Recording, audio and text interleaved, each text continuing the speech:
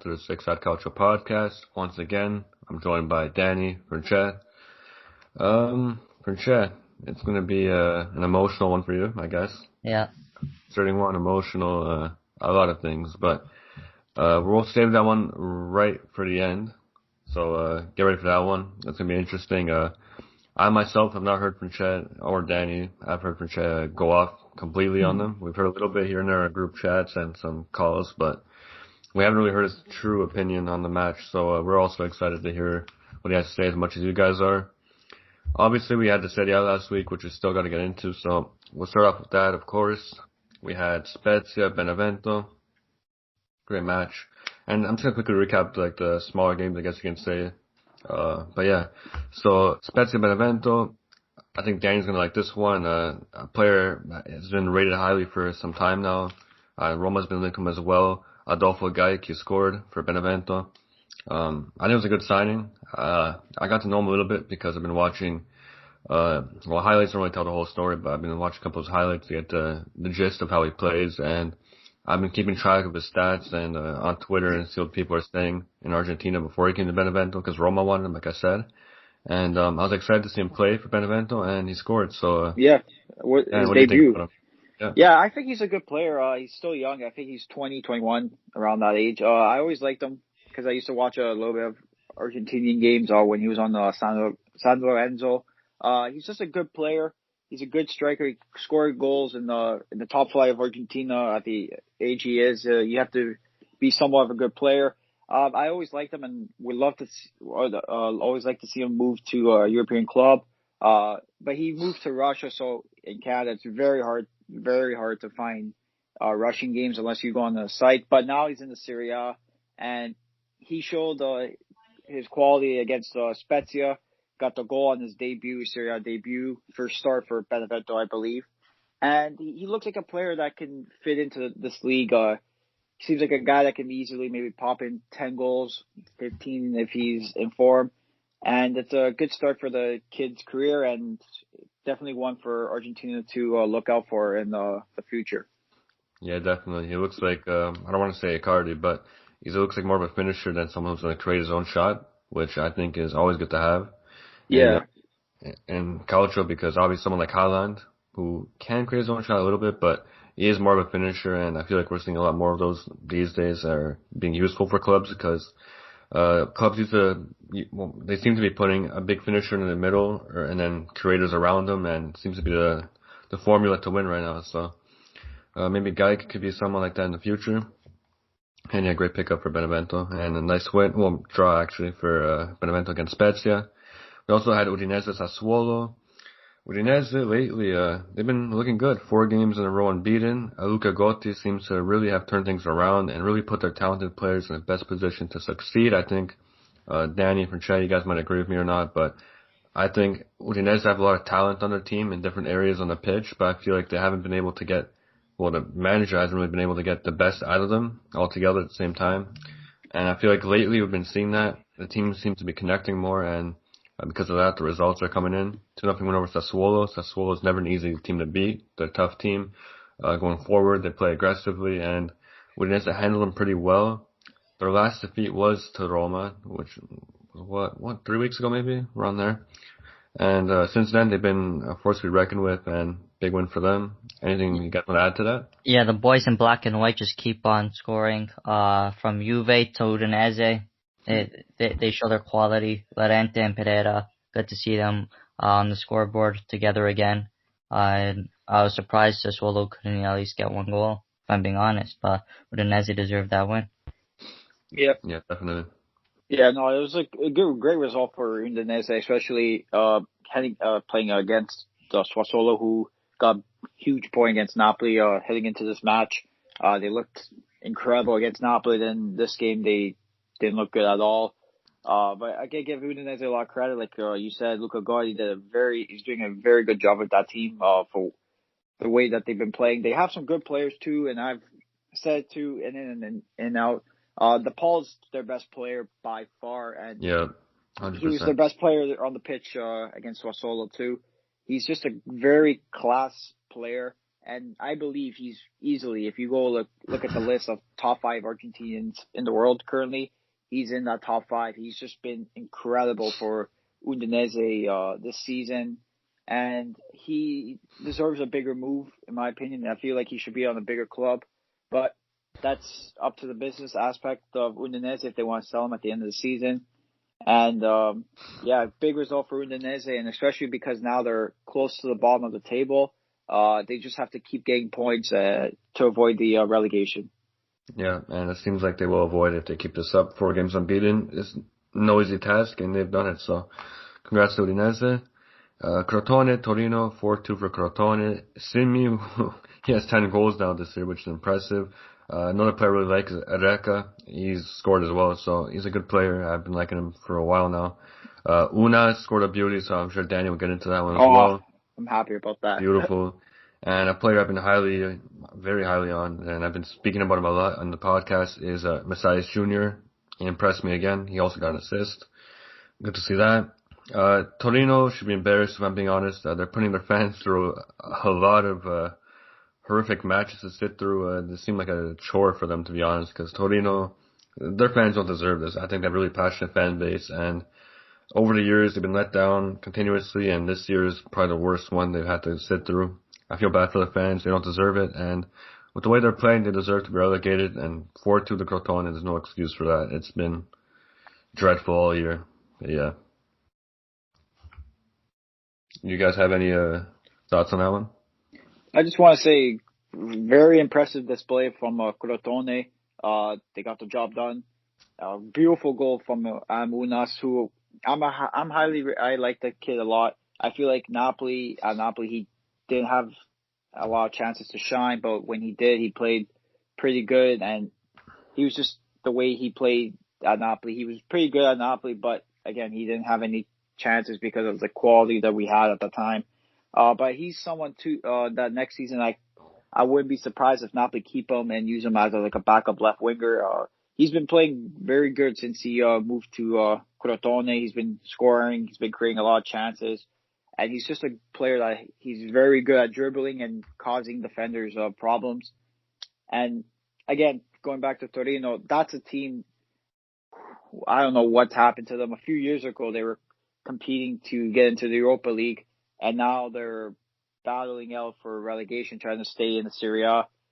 Something's got to change. I don't know if it's the coaching or the ownership.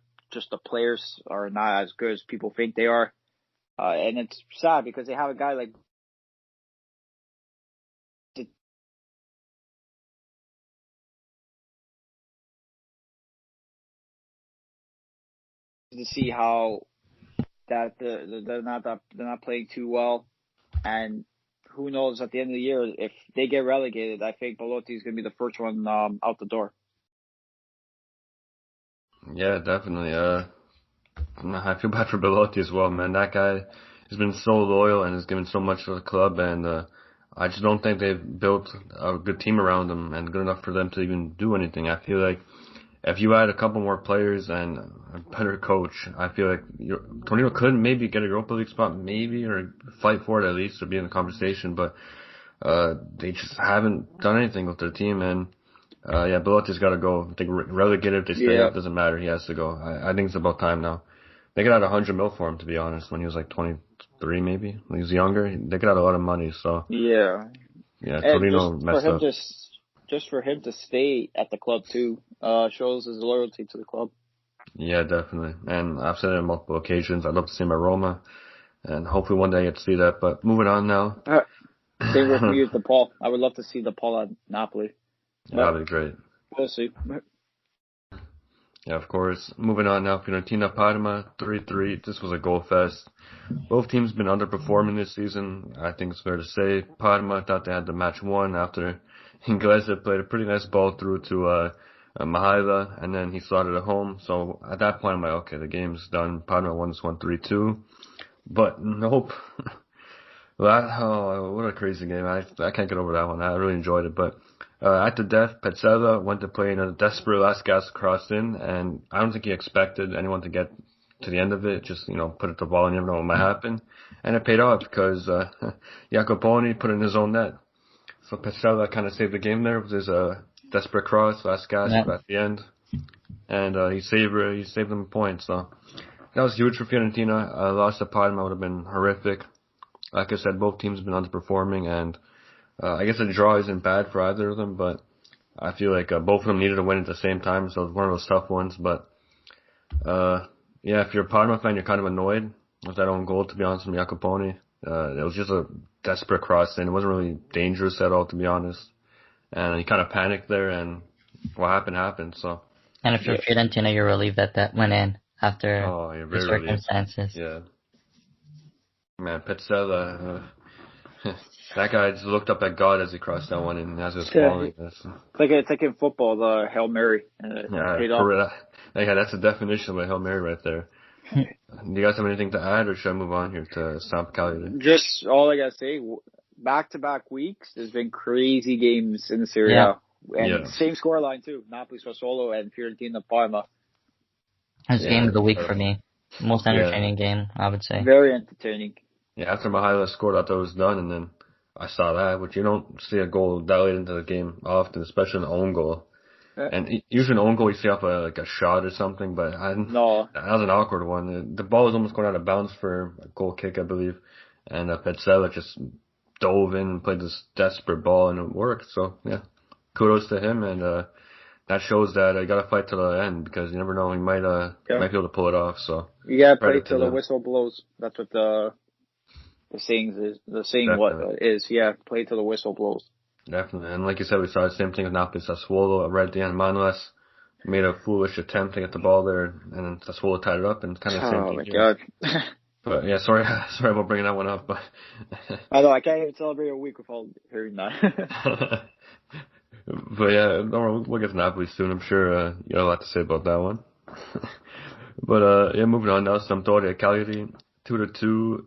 This game had some beautiful strikes. I'm sure it's fair to say. I saw Danny was really like Gabbiadini's strike in our group chat. Quagliarella played a beautiful ball in. I don't know if it was meant for Gabbiadini. I believe it was Gabbiadini and someone else running right beside him for the same ball. By the way, it was a beautiful ball in from Quagliarella, and Gabbiadini smashed. When I say smashed, smashed it home. Beautiful. Almost broke the net. Beautiful. The second goal was Gabbiadini. The first one was Blakowski, I think it's if I was saying his name right. Yeah. And that was a great goal too. All the goals I saw in this game were just bangers. beautiful. I feel like I had to bring up Gabbiadini's, man. He hit that so hard. I was always a fan. Like, I always liked Gabbiadini as a player. I feel like he's a good player to have. He's not a starter, in my opinion. He's personally a very good player to bring off the bench. Yeah. Because he has quality like this. Like the strike he did against Cagliari. Cragno was like even surprised. Like Cragno was easily great keeper. Very good keeper. And seeing a shot like that surprise him was like I got up and applauded after, because that's how nice of a goal it was. This game too, you know what though? It was very entertaining. This game, very entertaining. Between just like the two teams playing, not the best teams in the league, but it was a very entertaining game. And Quagliarella too. He's still good. Like he's even at this age, he's playing pretty good for like not the standards that a lot of people thought he would be playing at, but for his age, he's playing very good. And Sampdoria too, they got a big point. This is a huge point for them and also for Cagliari too. Mainly for Cagliari, because since they're battling relegation now, puts them 2 points up on Torino. And they've been playing a lot better since the coaching change. I gotta give them credit. Not Golan. The guy's still. Oh, I was gonna get into that one. Yeah, that was such a beautiful strike. But guy's still class, and it's a big point for Cagliari. And look, you gotta look out for them, because since this coaching change, the way they've been playing and even the results they've been getting, they look like a different team now than they were under Di Francesco.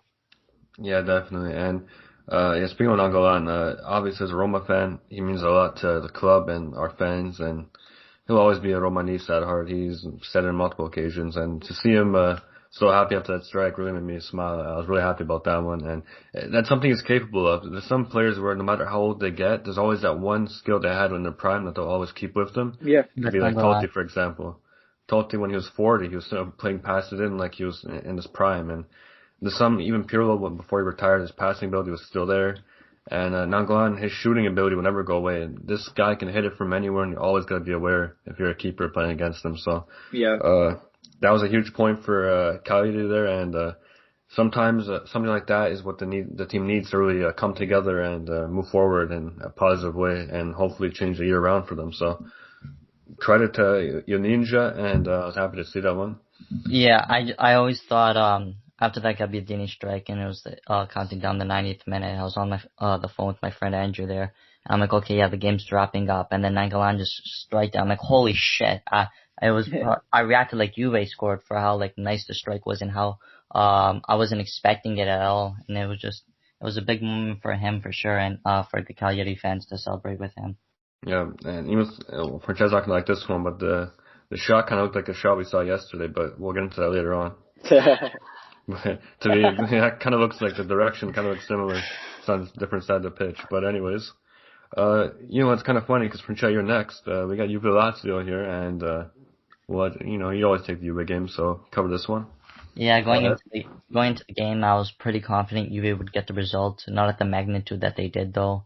I was very proud of the performance. The first 20 minutes was a little shaken up. Lazio were dominating the game. We couldn't get out of our own half. We couldn't control the tempo of the game like we intended to. But after that first 20 minutes, we were very dominant of Lazio. We kind of showed our quality over them, and that's the most important part. Even when we talk about the Porto game, I'll touch up on this, but you're starting to see a player like Chiesa start coming out of his shell and really gelling into this Juventus team and being a very important factor on this Juventus team, and that was it was probably one of his best performances against Lazio, but besides the Porto game. But I was very proud of Juventus, the way we played, the way we handled Lazio, and I think that's a game that showed the mentality was there to win everything, to treat every game like a final, like the players and coaches said we were going to moving forward. So I was really proud with the performance. Obviously, the conceded goal. When you have Szczesny in net, I don't expect a clean sheet anymore. But it was a very dominant performance, and it just shows the Juventus are hungry and we're ready to feast now. And that Porto game, when I talk about it later on, it'll contradict some points, but it shows Juventus are here now, a little too late to the party, but we're ready to feast and we're coming after everyone. Yeah, well, about Chiesa, I'm sure you'll get into that when we talk about the Porto game as well, but Chiesa, I know Danny agrees, is not a player we like. He's a good player, like, when it comes to ability, but the players that... Just the way he is, yeah. Yeah, just the way he is. Like, my biggest pet peeve is when a player either gets cleanly tackled or just goes down in general, and the first thing he does is turn his head towards the ref. It's so annoying, and I just hate that about him. I agree. It's so irritating, and he always I don't like that quality either. Yeah, I just call him the grass stain merchant, because at the end of the game, his grass stains all over his uniform, and not from playing hard, from diving and jumping. I'm not gonna get into it, but he's a good player though. For you, when he stepped up. For me, like that, I agree with you. Like if it wasn't for like the way he is, when say a clean tackle happens, or if, say a guy shoves him a little bit, and the guy like he acts like he got killed in like the 80s. I wouldn't mind him as a player at all, because he's got great quality. He's got good speed. He tracks hard. He comes back to defend, and he scores goals. He's starting to score goals for Juve.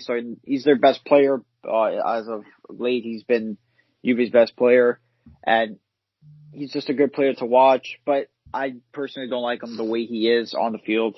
It seems like he tries to ref the game a lot. Yeah. And that's one thing I can't stand. Like, even if it was on the Napoli, like for Napoli, if say, for example, a guy like Politano did it, or Lozano, or whatever. Well, that's what Mertens does for Napoli. It's kind of like Mertens. No, but when he does it, it's a bad. Yeah, no, when he does it, I get mad, because it's like, just play to the whistle. Like, I get mad too. That's why I don't like It's an annoying trait to have, yeah, for sure. Yeah, it's an annoying trait to have, and I personally don't like it. Like, as a fan of soccer, I feel like it just kills the game. But Chiesa is a great player. He was very good against Lazio, and even Morata too. I'm gonna give him some credit too. He had a very strong performance. Brace, and also an assist on the Rabiot goal. And Lazio, it's another disappointing result for them because they started off so well. Carrera got a beautiful goal, which is a player I really like too, Carrera. And it seems like after that goal went in, they didn't know how to respond. Like it's like Juve go, okay, we're gonna take it to them now. And Lazio sat back and absorbed the Juventus pressure. Goals, yeah. Yeah, and Juve capitalized 3 times on it.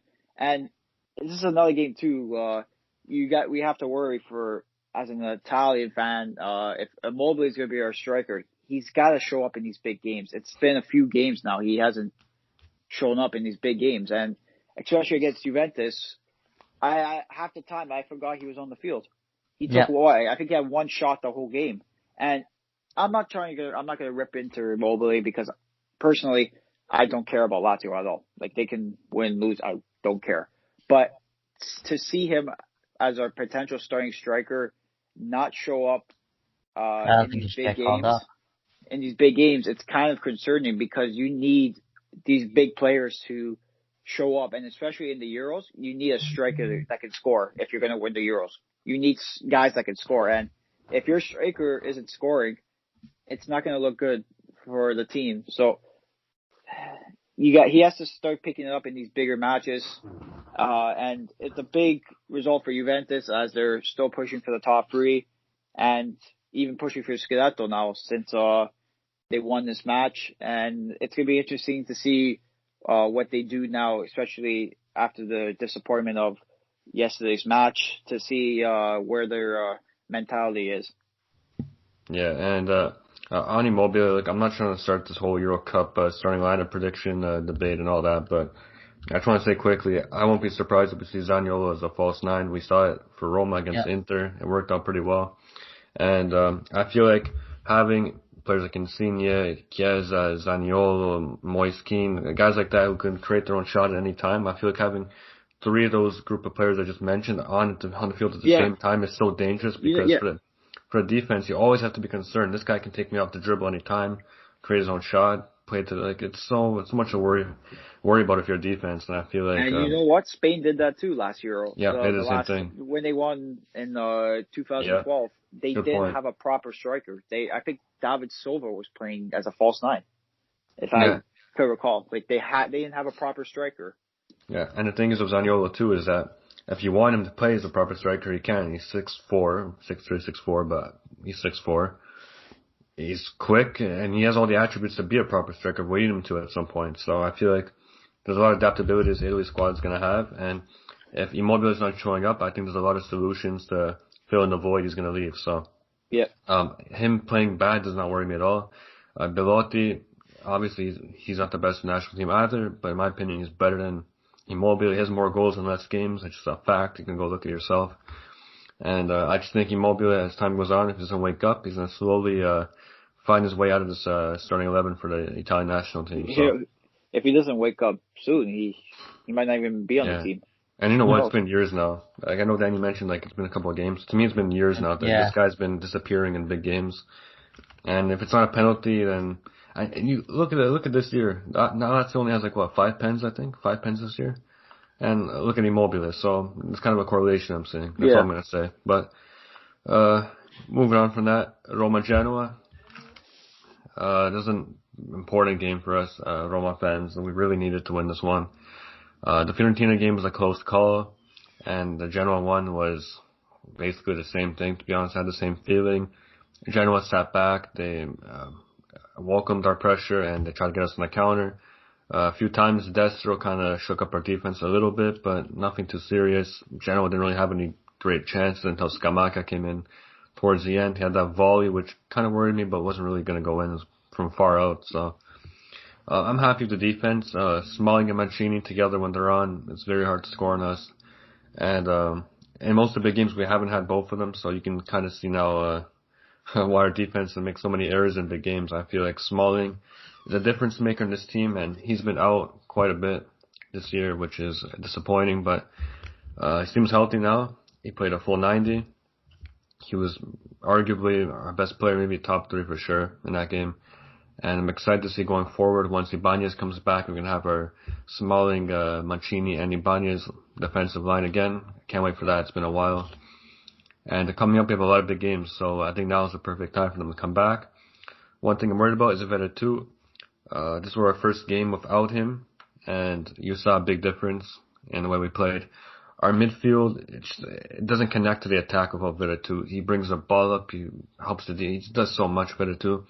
Diawara and VR are great players, and very important to the team, but I feel like they're very similar in the way they play. And Veretout was someone that we had different that not many teams have. I think Inter have it with Barella. McKennie sometimes can do it for Juventus, not all the time, but he has that ability to go forward and come back. And Veretout's someone that we depend on for that, and we didn't have him, and you can tell the difference. So I'm worried about that going forward. He'll be out until at least April, which is really worrisome. And I'm hoping someone like Pellegrini can slot in there. He has that kind of similar qualities, Pellegrini. I think he traveled the most distance in that match, in the Fiorentina one and the Genoa one. And he's been working hard lately, Pellegrini, and he's sacrificing a lot of his stats for the better of the team, which he hasn't done in the past, and this year he's done. And since he's become captain, he's really stepped up. So I'm really grateful to have someone like that on the team who's willing to sacrifice for the club, which I think Insigne's done for Napoli. Every team seems to have someone like that, and we haven't since Totti and De Rossi left, and Pellegrini seems to be doing that. So I want to get ahead of myself. Obviously, he's a lot of things he needs to fix. Set pieces, what we won't get into. If I see him take a free kick again, I might have a cardiac arrest. But yeah, I'm not going to be too harsh on him. He's done a lot, and yeah, I'm sure all Roma fans are grateful. Obviously, it's kind of split in the middle. We have the group of Roma fans who make the smallest thing Pellegrini does seem like he won the World Cup for Italy or something, and then he makes one tiny mistake, and then he's the worst player in the world. So he's kind of in the middle there. So it's gonna be hard for him to take all that criticism at such a young age. He's only 24. People need to remember. But yeah, moving forward, we gotta win more decisively. I'm worried because games like this against Shakhtar, if we play like this, we're not gonna win. We're gonna lose. And that's simple. We're not gonna win like this against Shakhtar. Yeah. And just Veretout, it's the reason, in my opinion. He's such a difference maker. Can we hold off Shakhtar's attack? Maybe now, because Smalling's back. If this was a week ago, I'd be more worried. Hey, Ibanez is also back for the game, so we got all three of them. But yeah, I'm a little concerned, but I'm happy with the win. Genoa's been tough as of late, and got the win. So I'm happy with the result, and hopefully we can build from that and press forward for a top 4 spot. Moving on. But now, Verona-Milan. It was a straightforward win, I'll say, for Milan. They seem to be looking for different players to step up every game. They have so many injuries out at the moment, and every game they seem to be looking for a new solution and get someone to step up here or there. And they've been doing it as of late, so credit to them. And I just want to bring up real quick, Krunic, man, that screamer of a free kick. Oh my God. It was beautiful. Yeah, such a beautiful goal he scored. That was fantastic. And then also Dalot, I really like what he did. I feel like not many people picked up on it. Salismaker or Makers played in a great ball into Dalot, who let the ball run to his right foot instead of taking the initial touch of his left. And that faked out both Gunter and Cecarini, which left him out to dry, and then he fired it home, which I think was a very subtle move. You see Messi do a lot, where he lets the ball run to his far foot from where the pass is coming in, and it takes a lot of skill. It looks simple, but it really takes skill to really. It's so hard to explain. You really need to see it. But for those of you who did, it was a very smart move from Dalot, and he fired it home. Great finish as well. So, really good job there from him to. I don't want to say create something out of nothing, because it was a good pass from Salismakers, but still to do that and fake out two guys like that was impressive. I really liked it, and I like players kind of like Insigne, who does it a little bit too. He has a lot of finesse. Like I like players with finesse, kind of like Chiesa has a little bit too now. He's been showing. Players like that make a difference, and they can win you games. And Dalot, since he's come, I know at United he didn't do much, but at Milan he's been looking pretty good. And Milan's gotten a lot of guys who have been, I don't want to say garbage elsewhere, but not living up to their full potential elsewhere, and they come to Milan and they seem to be performing well. So credit to them for that. What do you guys think about that match? I just think it was a big game for Milan. A lot of Milan fans, I think they're underestimating how big of a result this is for them. While Zlatan was singing with the Ninos on Sanremo, Milan had to show up big. Away against Verona is never an easy game. If you're an outside from Serie A, it looks like an easy game, but if you understand the Serie A, you know how tricky this team is, especially away from home. So for the fact Milan had to go in here without Zlatan and get a big 2-0 result, it shows how prepared they are, and that showing that there's still a fight in them for them to challenge for the Scudetto. But it was a very big win, and I give all my respect to Milan for putting on a performance that dominant against a team as hard as Verona. Yeah, no, I agree. It was a big win for Milan. We all know Verona could be a tricky side. It seems like they were out of sync this game. Milan took it to them. They got, even with their, you could say, backups, they took it to Verona. They got a big 2-0 win. Like Enzo said, I've been impressed with Dallo for the season. He's been pretty good when he's been playing. And Krunic, such a great free kick. And it's just a big win for them because now it keeps them, I believe they're, 6 points still behind Inter. So it's a huge win for them. Anytime you can keep it to a game or two during the stretch, it's huge. And Milan just need to keep up this momentum if they want to become the Scudetto winners this season. Yeah, well said. Credit to Milan. If they want to keep the pressure on Inter, they got to keep it up. And Dan, we're going to toss it right back to you. Napoli-Bologna, go ahead. Yeah, it was a good match for Napoli. I'm very happy with the result, especially that Osimhen scored. Insigne, for me, was the player of the match. He was just incredible this game. He looked like his old self, very composed player this game, making some great passes and also scoring goals too. And Napoli looked like they were dominant on this. They weren't dominant, I should say, but Bologna gave some scares to Napoli, especially when they were attacking. But Napoli kept their composure. They only conceded one goal, which, in my opinion, it could have been avoided. But at the end of the day, it was a very well-placed goal by Bologna, so I give them a lot of credit. They played hard. Nice to see Osimhen come off the bench, score a beautiful goal, took an excellent touch, blew by, I believe it was Danilo, slotted home nicely. He could have had another one, but I don't want to get into it because it was very poor. It was a very poor miss. But also, too, you could blame a little bit Insigne because he could have just took it himself, but he wanted to give Osimhen that confidence, give him that FIFA-type goal. But Osimhen missed the chance.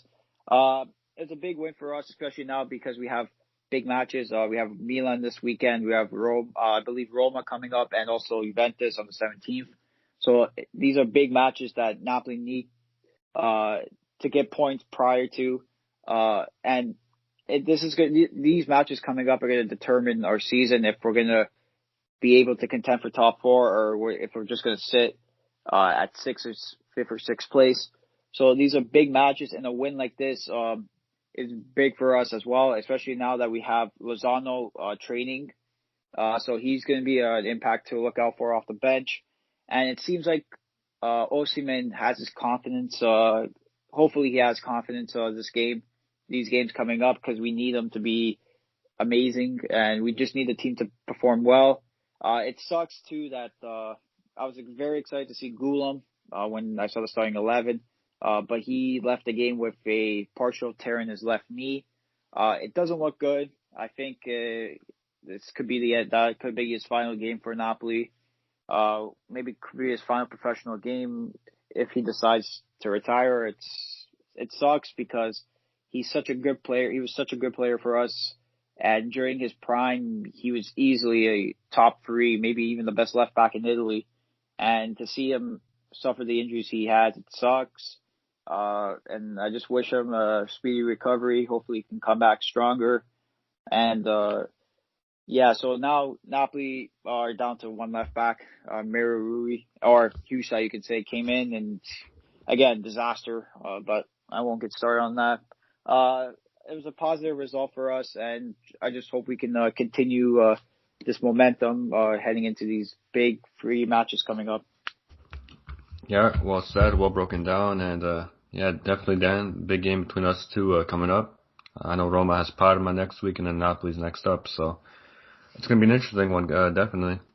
And moving on now, final game of the match day, Inter-Atalanta.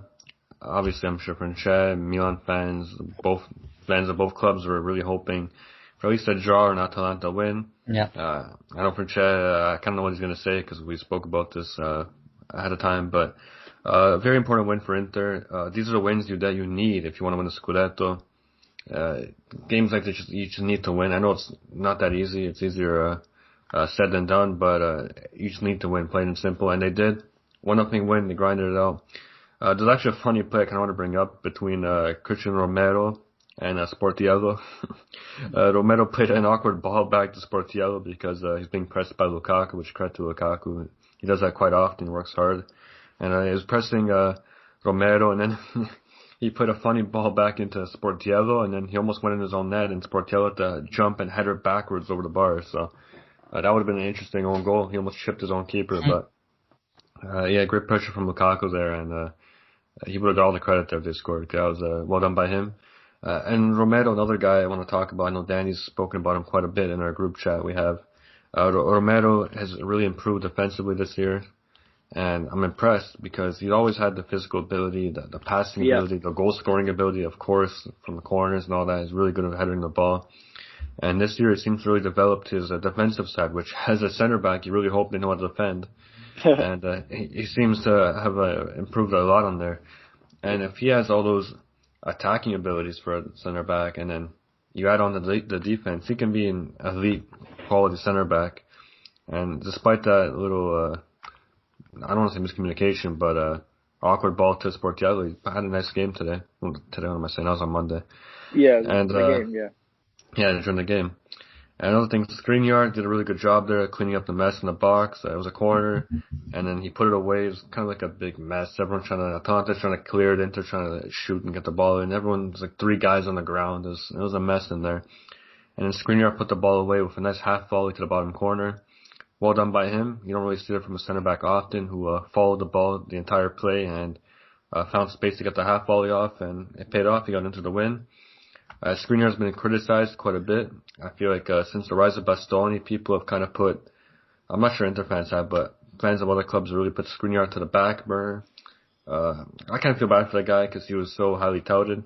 I still think he's a great center back, and I think any team would really love to have someone like Skriniar. He works hard. He really cares about the team. So, yeah, great center back, great goal, big win for Inter.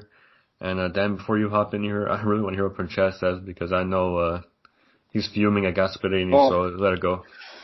Yeah. Before the game, I've voiced my opinion to say this Atalanta is the most confident I am to beat Inter. I think this is the only team that I had 100% confidence that Atalanta would be the toughest challenge for Inter. Going into the game, I really hoped Atalanta would win. Obviously, it's going to be a hard game at the San Siro, but I persisted that they had the quality and hunger to beat Inter. Then I saw the lineup. I saw a couple of their players that should be starting against Inter that weren't, which was a little worrying for me. And then obviously, Inter deserved that win 100%. I don't take that away from Inter or the Inter fans. I think they dominated the game. I think they deserved the win. And like Enzo said, this is a game where Inter is showing that they are quality to win the Scudetto. They want to win the Scudetto. Because you win a game like this difficult, which I personally think is the hardest game left of the Scudetto race for them to, I guess, fizzle out because a loss against Juventus isn't enough. But it was a big win for them. Every player, the coaching, the way the play style was, it was such a big win for Inter. And then after the game, Gasperini says, I think Inter is going to win the Scudetto. You have Gasperini saying something like that after he benched a couple of his star players before the game. Both were blue and black. It's just a little strange, to me, seeing how a team like Atalanta, who are going neck and neck with Real Madrid in the Champions League, a competition Inter finished 4th in their group, a team like Atalanta who are known to make big teams struggle and known to push the bigger teams, and you just see this Atalanta just wasn't as hungry as every Milan and Juve fan an Atalanta fan would have hoped, and it's a shame to see for Atalanta. Congrats to Inter. I just don't think Atalanta tried as much as they could have and should have. Yep. Well, Francesco got that off his chest. Dan, any opinions on that match? Again, Inter, big win for them, especially against a team like Atalanta, who can cause a lot of teams trouble. It was just a big win for them. And yeah, Skriniar did very well to follow the ball, place it into the net. A big goal for them. And yeah, like you were saying, about Romero, personally, before the season started, I never liked the player. I just think he was just too, not like dirty, but he was just, yeah, you could say dirty a little bit when he goes into challenges. He's reckless. But it seems like this season he improved on his defensive ability. And he's the type of guy, he's not the tallest center back, but he can still win headers against these guys who are tall as well. And on corners too, he's a threat always. And I've just been very impressed with him this season. And he's someone too that I could see maybe Argentina calling up for the national team and maybe even become a starter for them. Yeah, well said. That wraps up our match day from last weekend. Everything's wrapped up there. I think it was a pretty exciting one. We had some nice matches. But now, it's kind of like the main event of the evening here. Francesco, Juve-Porto is the elephant in the room. It took place yesterday. I'm probably going to upload this the same day we're recording right now, so yesterday for everyone. And it was very disappointing to say the least if you're a Juve fan. The past 2 years, you've been eliminated by the likes of Ajax and Lyon. Two teams who aren't easy by any means, but if you are Juve, you do have Ronaldo. You've made this big plan where we're going to get Ronaldo and he's going to carry us to the promised land. The one thing that's really been, I guess you can say, getting away from Juve since they've started this incredible run of winning every year. And it just hasn't come to fruition up to this point at least. And again, Porto, they joined a group of teams to derail Juve. And Francesco, I know you have a lot to talk about in this one, so just go ahead, take it away. Yeah, obviously before the game, I talked to Enzo for a bit. I was confident Juventus was going to advance. Not only is it at the Allianz Stadium, but we had Ronaldo, and a lot of people had the fake facade of a tired Ronaldo, rested Ronaldo who's going to do the job. I had the facade of angry Ronaldo who's going to do the job. Ronaldo never likes to sit on the bench. We saw against Lazio. Pirlo said it was to rest against Porto, but we all know Ronaldo doesn't need the rest. Then he came on against Lazio, which I didn't agree with 100%. But you saw that Ronaldo on the bench isn't happy. So I think Pirlo knew it. I think the Juve team knew it. I think Ronaldo secretly knew it. When he's pissed off, he plays better. And that's what I was looking forward to. I was looking forward to a pissed off Ronaldo. We saw it at Atletico. The reporters pissed him off, saying, "Oh, how are you going to come back from this?" And he said, "Oh, I have 5 Champions Leagues. How much do they have?" And now you see a pissed off Ronaldo against Porto, and it just didn't happen. He was probably one of the most underwhelming players on the pitch. I think everyone could agree with that. The Ronaldo fanboys are still, at this moment, defending him, saying, he has 14 Player of the Month award since he's arrived at Juventus, but people still want to blame Ronaldo. So the only people defending Ronaldo are the Ronaldo fanboys, which everyone knows they'll never attack their king, which is perfectly fine. He was the most underwhelming player on the pitch. He didn't do anything. Morata had 2 chances where I think could have been goals. One that open header he should have scored, and one I personally think he should have passed to Ronaldo instead of shooting it near post, or at least shot at far post. But at least he had those chances. Ronaldo didn't have anything. His dribbling, he dribbled maybe 3 times and failed it every single time. So Ronaldo was the most underwhelming player on the pitch. Opening up before the lineup, when the lineup came out, I said to all my friends, if Szczesny plays, we're going to lose. If Szczesny plays, we're going to lose. And it's just another case of Pirlo not being able to put his foot down as a manager. After that Porto performance, and I'm not saying after those mistakes he made, I'm saying the fact that he made those mistakes as big, those mistakes were, as horrible as those mistakes were, the fact that he didn't own up to the fact that he made a mistake, blamed every single player around him for those 2 goals, didn't take any responsibility whatsoever, and didn't seem to care that those goals went in. I think after that, I wouldn't have played him. Pirlo wanted to play him in the league, that's fine. I wouldn't have played him against Porto. When we lost to Barcelona, Szczesny was in net.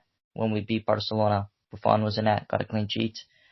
So I think Pirlo really messed that up. I think Buffon should have 100% been in net for this game. Like I said, first 20 minutes, Juventus had a switch on and off. The first 20 minutes, similar to Lazio, Porto were playing very good. I was confident. The Juventus were patient. I just wanted 1 goal before the half. We only needed to win this game 1-0, obviously, with luck on Porto's side. I wanted a 2-0 result, but with the 1-0, I was happy with going 1-0 into the half, kind of taking a play-by-play game, minute by minute.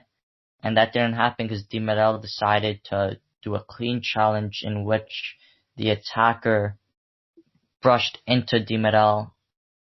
The Porto player fell, got up, yelled at the ref, and then the ref, who was in front of it the entire time, decided, okay, now it's time to blow the whistle when the Porto player's telling me to blow the whistle.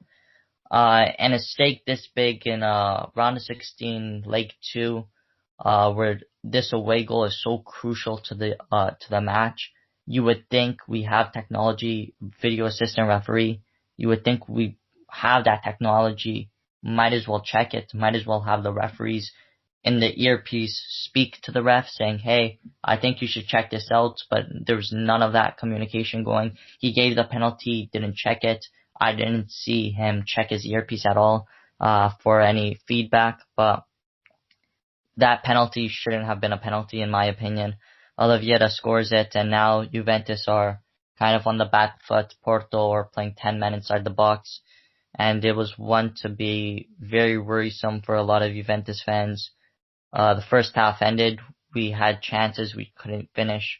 We were dominant for the most part. Second half, we came in a little more hungrier, which I like to see. Chiesa scored.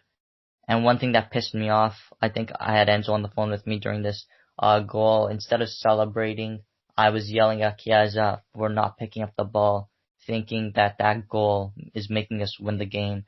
It pisses me off when players do this, when they celebrate. I understand it's a personal accomplishment, especially for someone like Chiesa. It's his first season in the Champions League, first season actually playing in the round of 16.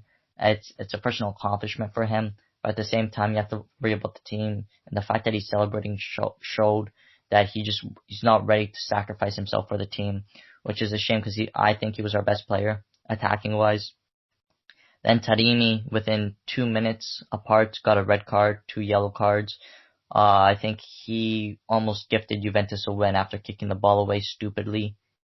Chiesa again, 63rd minute, scored a great goal. And again, he celebrated like it was a 90th minute goal to win the game for Juventus, which again, I didn't agree with at all. I think he should have picked up the ball, a little humble celebration, and then go on, because this goal would mean we just go to extra time, which we did. But a lot of people, I've been on Twitter ever since this game happened, and a lot of people don't seem to complain about this, which is strange. When Chiesa scored that second goal, Morata was there, kicked the ball inside the net, and as he was running to go hug Chiesa, the keeper on the floor, you could see he intentionally kicked Morata to the ground. And that's a red card. It's a deliberate foul on a player who didn't have the ball. It was an unnecessary challenge. And that play baffles me the most on how no player complained about it, how the referee didn't see it, how Morata didn't complain, how it wasn't checked on VAR. It just baffles me, that play. And I think that's the play that pissed me off the most, because that would have been a 9-man Porto with their backup keeper playing, which I think I gotta give credit to that keeper. He made a lot of big saves, a lot of important saves, and you could see the role of Casillas. I'm not sure if this keeper was there at Porto when Casillas was there, but you could see the effect Casillas going to Porto had on this keeper, and he was very good for Porto. So that's the only player on Porto I give credit to. Pepe, if I had to talk about him, everyone called him a beast. He was the same beast that headbutted Di Matteo, obviously not intentional. Di Matteo was still standing and Pepe was on the floor seeking medical attention, but he was the beast.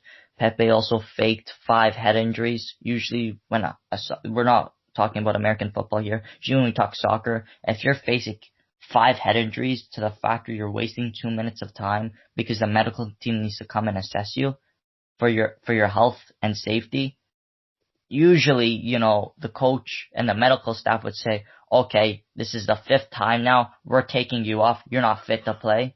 But, since it was a fake head injury, obviously, he was perfectly fine to play. Another thing, there was only 3 players on that pitch that I thought quickly. Enzo knows this, Danny knows this. I have a poster of Totti, favorite player, with a quote that says, "Playing soccer with your feet is one thing, but playing soccer with your heart is another." And based off that quote right there, there's only 3 players on that pitch that actually played where I saw where they played with their hearts. That was Bonucci, Cuadrado, and Chiesa. Chiesa obviously he's still young, his first Champions League, so I could understand why he celebrated. It just a little bit of maturity needed. Cuadrado and Bonucci were the only players that actually wanted the win and were fighting for the win and fighting for every ball, every possession to win. And I know both of them weren't 100%, so I was a little sad to see when Bonucci came off. But I think it was necessary to happen. And then I think everyone's waiting for my reaction on this when the free kick happened. First of all, I think the free kick, the initial challenge, was a little soft to give, especially at that moment of the game, in the 115th minute, 114th minute, around there. He takes the free kick, and I blame two people for this. The wall was horrendous. First of all, every time I see a free kick, I usually see Cuadrado under the wall just in case the wall jumps too high and the ball goes under the wall, so they block it. 2 reasons I don't think he did this. Number 1, I think Cuadrado was scared it would touch his hand and they would have gave a penalty so late in this game. And number 2, I think everyone thought this free kick was way too far out for the ball to go in the net with the goalkeeper in net. Oliveira took the free kick. The wall jumped out of the way like it was. It wasn't a soccer ball. It was just like a giant metal ball that if they got hit, they would get killed or something. They jumped out of the way. Szczesny, and usually this I believe to be basic physics, when you jump to the left, if you're not going to use 2 hands, you're going to use your left hand instead of using your right hand over. Szczesny decided to try something new. He was going to use his right hand jumping to the left side of the net to try to stop a one-hand save, and it goes in the net. Again, I blame Pirlo for this 100%. I don't think Szczesny should have been in the state. I don't even think Szczesny should have been in the city when this game was happening, if I'm being completely honest. And it's a shame to me that this away goal rule carries over in extra time. I don't think it should. I mean, Juventus got 90 minutes to score an away goal. Porto get 120 minutes. It's a little unfair. I think UEFA and FIFA need to develop this rule to say, like, okay, if it's in extra time, the away goal rule gets scrapped. I think that's only fair for both parties of the team. Rabiot scored right after, but and that was the only time I saw the team not celebrating, because then it kind of hit them like, oh shit, we need one more if we want to win this game. So let's get that. So it was a quick goal, obviously. It's just a shame to see that we lost because of an away goal that was scored from a penalty that shouldn't have been a penalty.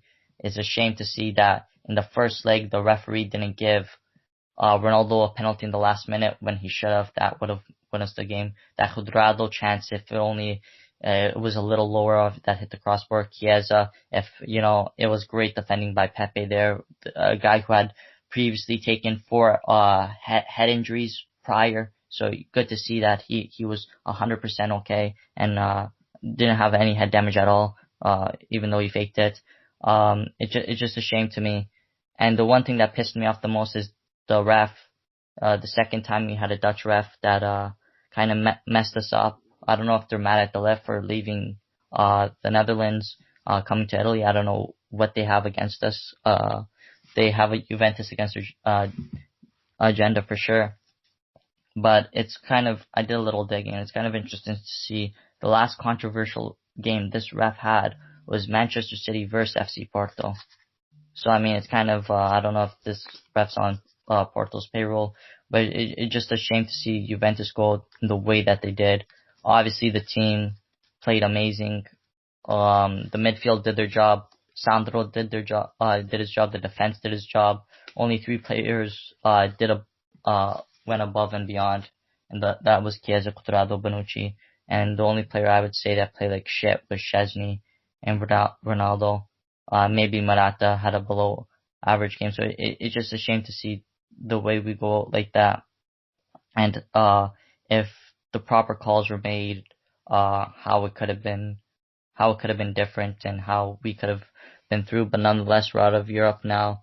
The Inter fans, I hope you're watching this. I hope you have your popcorn with you, because I know every Inter fan, I know a lot of Serie A fans were celebrating when Juventus got eliminated from the Champions League. Just remember, Inter fans, you guys got eliminated in the Champions League, 4th place finishing in your group. You didn't even qualify for Europa League after making Champions League. To focus on the Scudetto.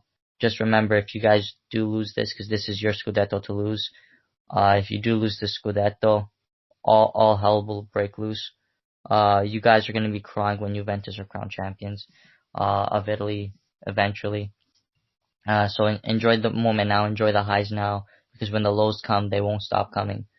That's all I'm going to say for Juve Porto. But I hope Porto, just one last thing, I hope Porto get PSG in the quarterfinals. I hope they get embarrassed.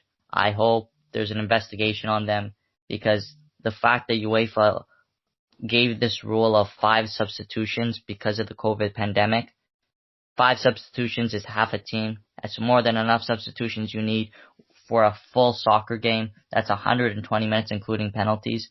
I don't know why this extra 6 substitution is needed in extra time. Because when I saw the 6th man, I started celebrating, thinking, oh yeah, they subbed on too many players, there's a 3-0 win.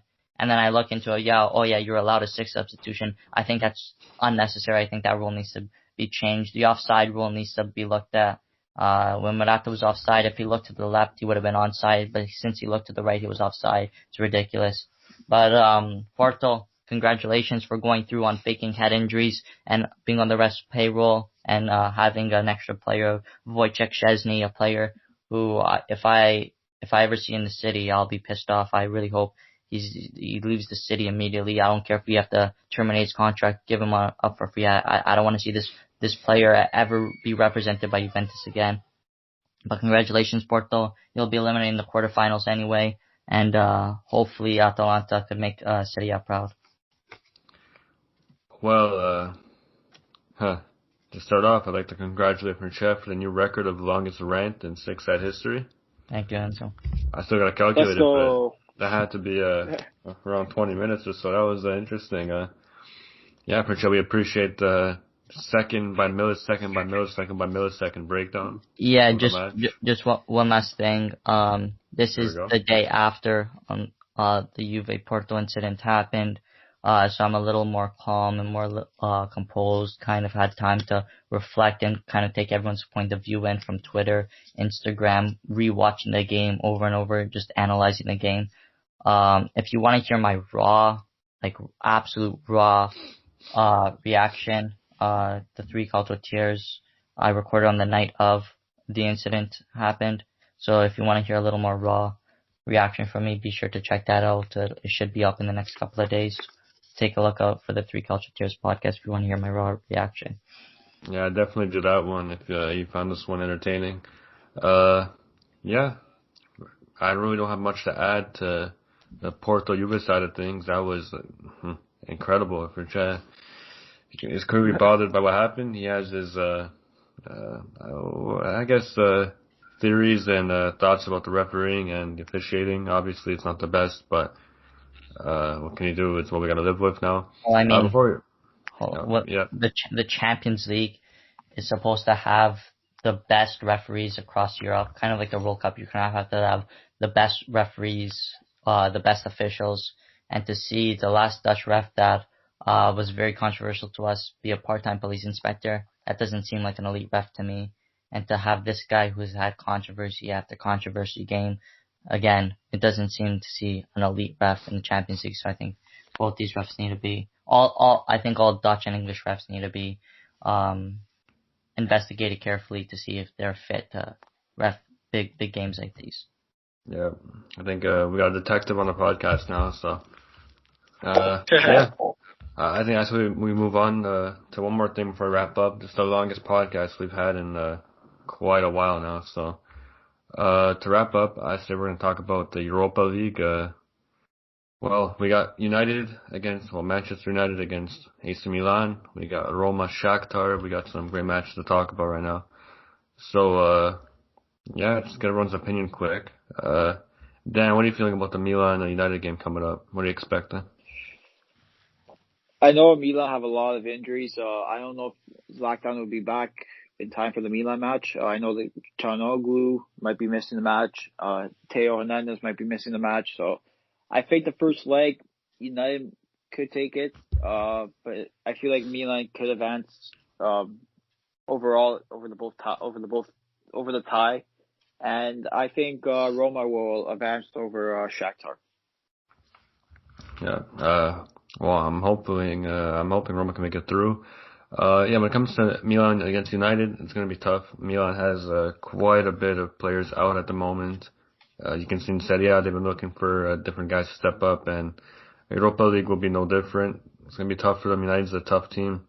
And yeah, they got quality on their team, so it's never easy to play a team like that, especially for all the guys they have out.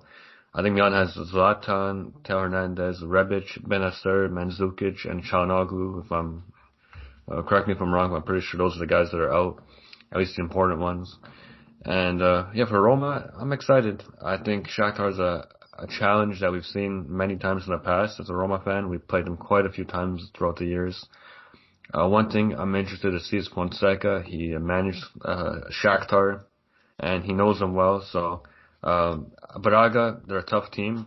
They beat Porto, they beat Benfica, and we handled them pretty easily. Fonseca coached them, so I'm sure if we treated Braga like it was nothing, I'm sure maybe we could do the same to Shakhtar with Fonseca's tactics, because he seems to do well against clubs he knows well. So, and that's kind of what you expect anyway. So I'm looking forward to it tactically. Player-wise, once again, the midfield, I said before, Veretout being missing is going to be tough to find a solution to really not feel his, I guess, gap he'll be leaving the team. But I think Pellegrini did a good job against Genoa to more or less fill it in as best as he could. So it looks like Pellegrini will be in the Veretout role, move more down into the team. And yeah, hoping for the best. It's tough to say if I think we're going to go through, honestly. As a Roma fan, if I'm being honest, I'll say it right now, if we get through and we knock out Shakhtar, I don't think we're going to get top four. I think we can't handle the schedule. I've seen it all before in the past. I've seen this happen way too many times. If you want top four, I think you need to eliminate yourself from not Champions League, Europa League. And if you want to win the Europa League, I don't think we're getting top four. So I think you can't have both. We're going to have one or the other. You kind of have to take that gamble though, Enzo. Which gamble would you want? If you go for the Europa League, you automatically qualify for Champions League if you win, which is a big risk and gamble to take. Or you could kind of fight for top four but eliminate yourself. Well, I'd rather have Champions League spot, to be honest, because we're not going to win the Europa League. I'll tell you that now. That's not going to happen. Roma, I've seen it too many times. You get excited and then you get let down. We're not going to win the Europa League. I've seen enough this season to believe that in big games we're not going to step up. We can't step up against Atalanta, and we can't even step up against Benevento, so I'm not going to see it against the likes of United maybe in the future. So if I had to choose between the two, it would be the top four, but yeah, I don't think we're going to get either of them, to be honest. But hopefully I'm wrong. I think we will beat Shakhtar. I don't know if it's a good thing, but I think we'll beat them. And hopefully if we beat Shakhtar, we get an easier matchup in the next round because the last thing we need is a United up next if they take out Milan. But yeah, we'll wrap it up there. We had a long podcast. Francesco, we appreciate you coming on even though Enzo, yeah. just quickly, I want to give my opinions on the games here. That's okay? Okay. I thought your voice was kind of out of it by now. But No, okay. Milan United, very tough to predict. 10 years ago, if you tell a Milan United fan they're going to play each other in the round of 16 in the Europa League, they'd laugh at you because those are two teams that belong to the Champions League historically. But I think Milan are definitely going to be the underdogs going into this, not only from the English media, but because of a lot of those injuries that are out. I think Milan will advance though, hopefully. I think it'll be amazing for Serie A to see them advance. I think they'll advance, but like Danny said, I think they'll lose in this first leg. Roma-Shakhtar, Fonseca going back to his old stomping grounds, I think Roma will advance. And I think it's crucial for them to advance because Zaniolo, as we all seen, is back in training. Obviously, he's not back ready to be played yet, but eventually, maybe after the Shakhtar game, after the next game, hopefully we see Zaniolo coming off the bench and starting to slowly come back. And I think that'll be the edge Roma need to win the Europa League to propel themselves into Champions League and get a trophy and make Serie A proud. I definitely think Roma will advance to Shakhtar, but it's not as easy as a lot of fans are making it out to seem. They're going to be a challenge just like Porto was to Juve. But the best of luck to the Italian teams left in Europa League, and hopefully they make Italy proud like Atalanta and Lazio, please. If they make a comeback, I think I'll get a tattoo of Lazio on my body, but I don't think it's going to happen. But hopefully all Serie A teams do well in Europe, and I wish them the best of luck. Yeah, I think Shakhtar is definitely a Champions League quality team, and they can give a lot of teams that are still in the Champions League difficulties, so we cannot overlook them. We've seen our battles in the past. They were never easy, and hoping for the best, honestly. Really hoping for the best. Thank you for listening. It's been a long one. We've had a lot to talk about. Francesco, like I was saying before, thank you for hopping on. We know it's a tough one, and it's not always easy to talk after a loss like that, because obviously with Juve, I feel like the time's ticking, and as years go on, the defeats in the Champions League and the exits feel more worrying, because if just 5 years ago with Chiellini when he's maybe 30, you're not really feeling too worried, but now they're getting older, so time's ticking, and in the summer you will have some reinforcements to make. Yeah, thanks for listening. Chesney, Paratici out, I think we'll be okay. Thank you for listening. We'll be back next week as always. Check out our social media at Six Side Calcio and everything. And yeah, good luck to anyone's teams that's still in Europe. Milan fans, lots. I don't know if I'm gonna wish them. Never mind. Yeah, don't worry about them. Atalanta, I actually really want to see them do well. I do too. They're an easy team to root for in Europe, so I really want to see them do well, and hopefully they can knock out Real. And Napoli, then in 2 weeks' time, we're gonna have our little battle. So looking forward to that game. Yep. And before that, me and Dan are gonna have our little battle. Yeah, 17th. Yeah, that yep, too. 17th. And then this week I got Milan. Yeah, we got a fun couple weeks coming up here, so hope Boys, you guys if I'm enjoy on the podcast in these last 3 podcasts from now on, I'm just very stressed out from the way Napoli been playing. Yeah, you'll know why. Thanks for listening. We'll catch you next week, and ciao. See you guys.